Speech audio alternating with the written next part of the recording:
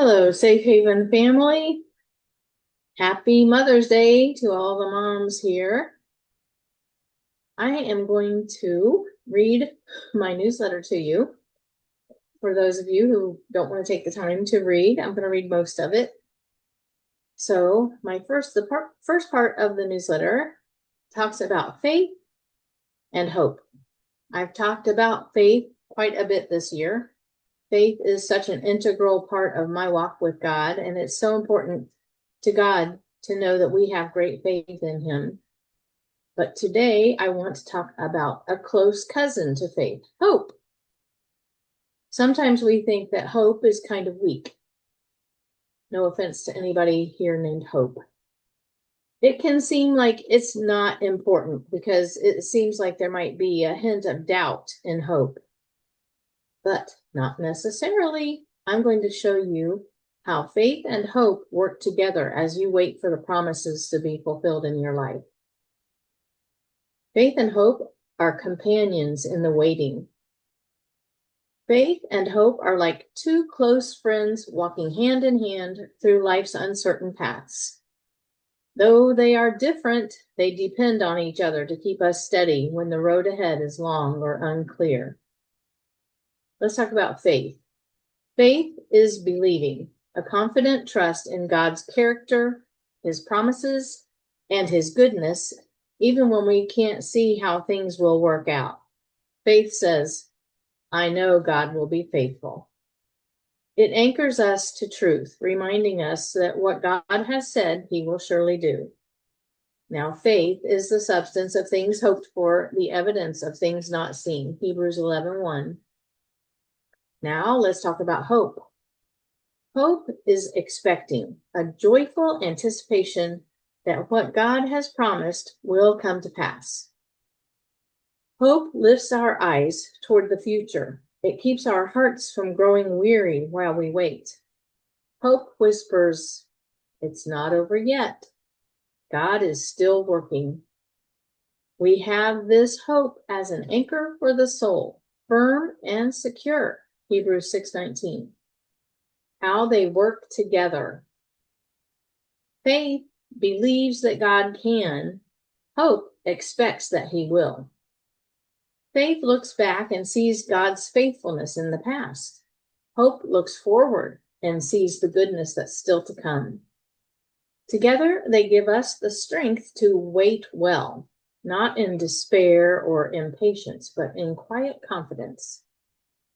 Faith roots us in the present, trusting God's hand even when we don't understand His timing. Boy, do I know about that. Hope gives us vision for the future, helping us endure the in-between seasons with peace and purpose. Let's talk about in the waiting. Everybody's favorite time, right?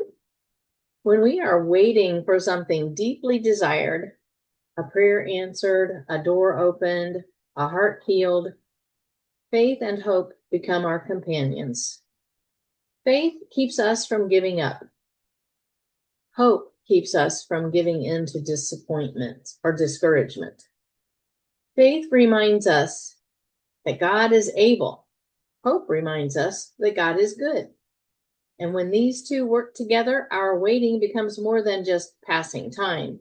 It becomes a sacred season of growing trust, patience, and closeness with the one who holds our future. We know that in the waiting, God is working. I have a t-shirt that says it. Been there, bought the t-shirt. I had a dream once that involved yellow irises. It sounds kind of crazy, but in this dream, I was looking in the back seat of my car, and when I looked down, I saw yellow irises growing out of the floor. I said to my mom, who was with me, oh, what beautiful yellow irises. I'm so glad they make cars so we can grow flowers in them. Yeah, I know, kind of crazy, huh? Well, it was very memorable. Maybe that was the point, because I usually have a hard time remembering my dreams. I looked up the meaning of iris and the meaning of yellow. They both had hope in the meanings. So I pondered that in my heart like Mary, and I kept asking the Lord to show me what that meant. We were going through job loss and financial struggles, and we were asking the Lord to show us what we were supposed to do. One day I went over to my mom and dad's house for a visit, and lo and behold, Mom had a huge bouquet of yellow irises sitting on the stand in front of the living room window. It was massive. Irises are big flowers anyway, and she had a bunch of them. I took that as a sign that God was reminding me that I should keep on hoping that good things were coming, even when things looked hopeless. And I have a picture of my mom next to those beautiful yellow irises in the newsletter. So you can look down through there to see that. A few years later, my family had lost our house, and we were driving somewhat aimlessly through a small town in southeastern Ohio, far from home. And I noticed a bed of yellow flowers. I noticed them because they were so bright and beautiful. I looked closer and realized that they were irises. Now you have to realize that we were feeling rather lost and hopeless at that time. We had lost our home and we had nowhere to go. We traveled to parts unknown because parts known had not been too kind to us. We were just too much for most people, with 8 kids, including 18-month-old twins.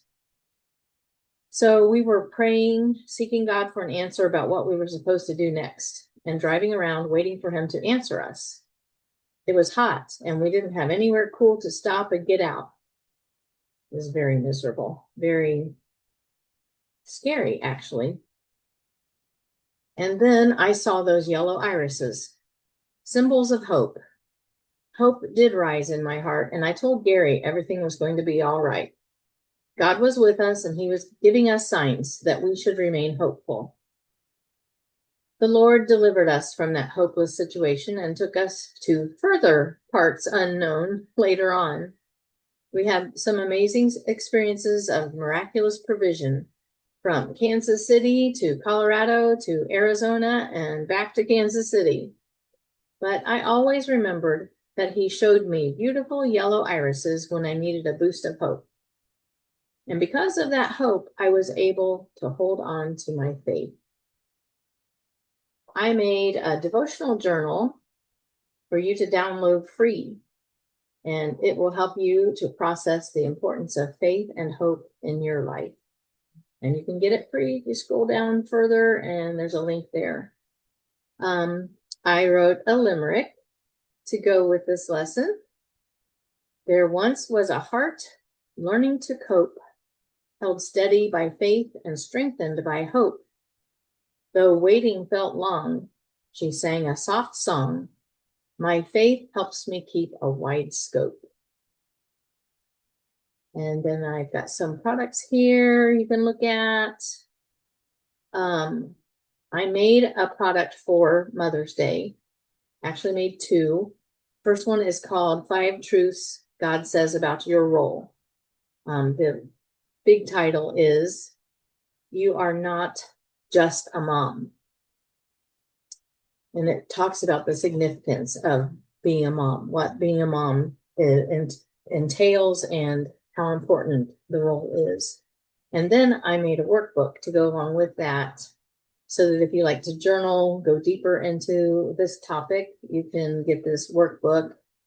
And it's called You Are Not Just a Mom, Just a Mom. I mean, being a mom is really, really important and significant. That's the point I'm trying to get across through these little things that I wrote. The second one's kind of big. And I got these little cards. I made these little cards in the, wow. You can almost see that. That says I am equipped. I don't remember how many I have, probably 30. I am enough in him. They're really pretty. I wish you could see them better. They like to disappear. Oh, wow. Anyway, these come with the workbook. You can cut those out. I just keep flipping from one to the next throughout the day. I am loved was the next one.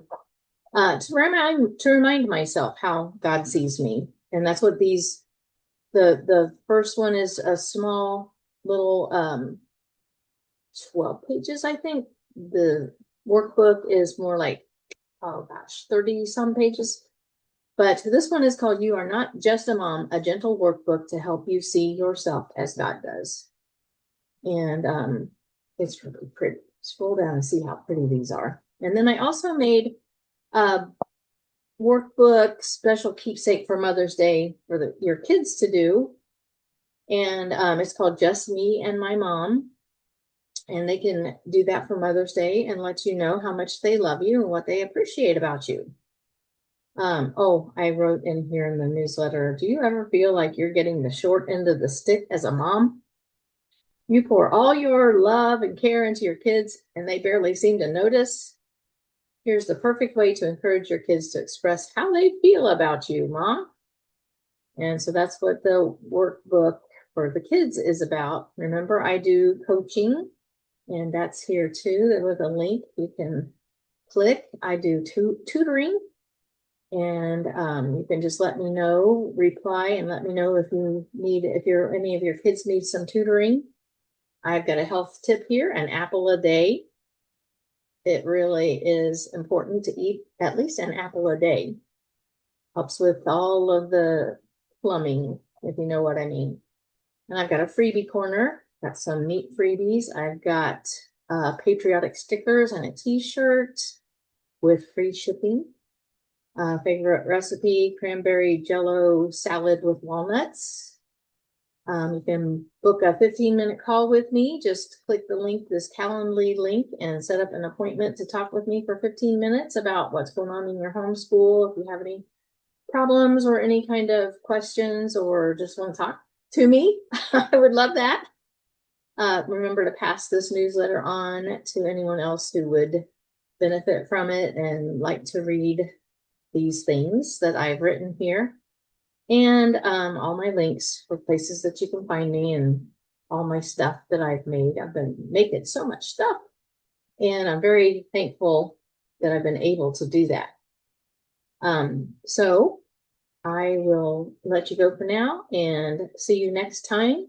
And thanks for listening, and go down and read the rest of it and click on those links. Bye-bye.